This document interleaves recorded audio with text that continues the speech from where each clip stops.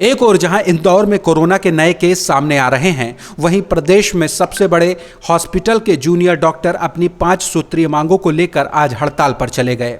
हालांकि इस दौरान कोविड और इमरजेंसी सेवा चालू रहने की बात कही गई, पर शहर में लगातार कोरोना के मरीज बढ़ रहे हैं। वहीं MY हॉस्पिटल के जूनियर डॉक्टर अनिश्चितकालीन हड़ताल पर चले गए। जूनियर डॉक्टर अपनी मांगों के लिए पिछले 1 वर्षों से शासन से मांग कर रहे हैं। इसके लिए पिछले 1 हफ्ते भी डॉक्टर अपने लंबित हड़ताल पर चले गए थे, पर प्रदेश भर में जूनियर डॉक्टर अपनी मूलभूत मांगों को लेकर आज सांकेतिक हड़ताल पर हैं।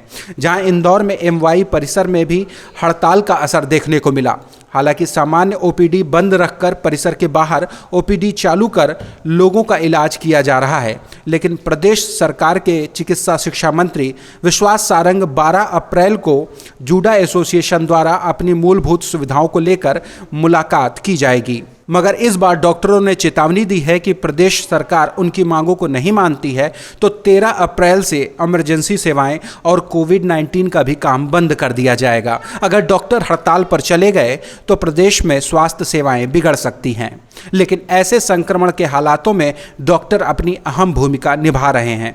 ऐसे संकट की घड़ी में डॉक्टर द्वारा दबाव बनाकर सरकार पर अपनी मांगों को पूरा कराने के लिए उन्हें विवश किया जा सकता है।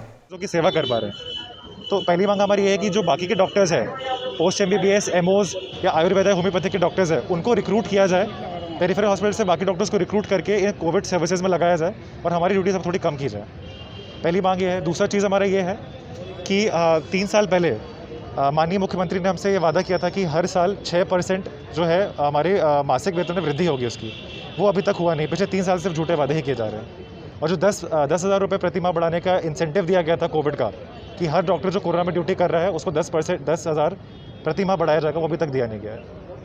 और ये जो इंसेंटिव और स्टाइपेंड की बातें हैं, बहुत बड़ी बड़ी बातें हैं। हालात इतने बुरे हैं कि हम जूनियर डॉक्टर्स को सड़कों पर जा जाकर आंदोलन करना पड़ता है अपने मासिक वेतन तक के लिए। ये बहुत ही शर्मनाक बात है। सरकार को हमारी इन बातों पर ध्यान ज़रूर देना चाहिए और बहुत जल्द ही देना चाहिए, क्योंकि आने वाले समय में कोविड के केसेस बढ़ते जा रहे हैं। बात हम भी समझ रहे हैं। हालत बहुत ही भयानक है, बहुत ही गंभीर है।